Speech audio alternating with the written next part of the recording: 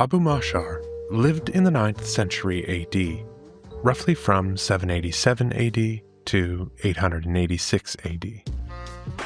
He became one of the most influential astrologers of the medieval world.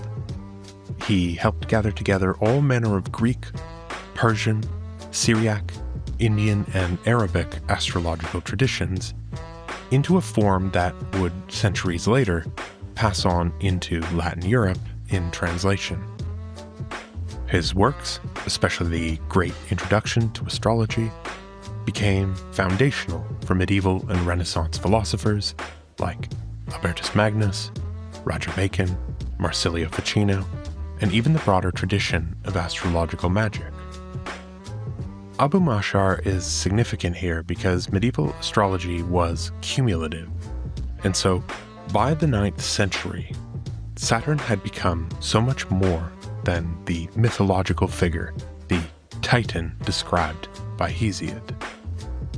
He'd become a technical category in a science, a node within a vast network of occult correspondences which included temperaments, professions, social ranks, moral qualities, political conditions, bodily states, landscapes, ages of life, and so on. Here is what Abu Mashar tells us about the star of Saturn, the Great Malefic.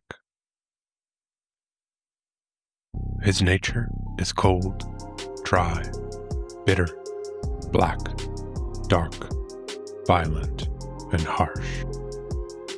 Sometimes, too, it is cold, moist, heavy, and of stinking wind. He eats much and is honest in friendship.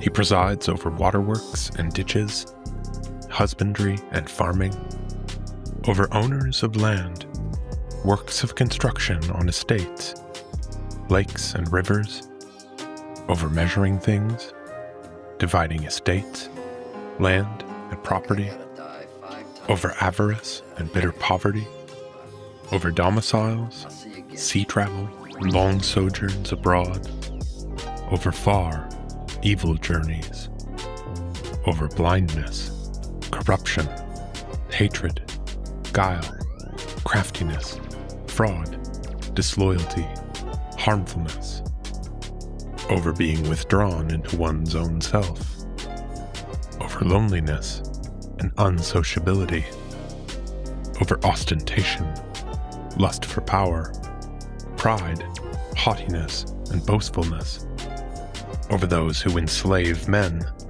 and rule, as well as over every deed of wickedness, force, tyranny, and rage, over fighters, over bondage, imprisonment, distraint, fettering, honest speech, caution, reflection, understanding, testing, pondering, over much thinking, over aversion from speech and importunity, over persistence in a course. He's scarcely ever angry, but when he becomes angry, he is not master of himself. He wishes no one well.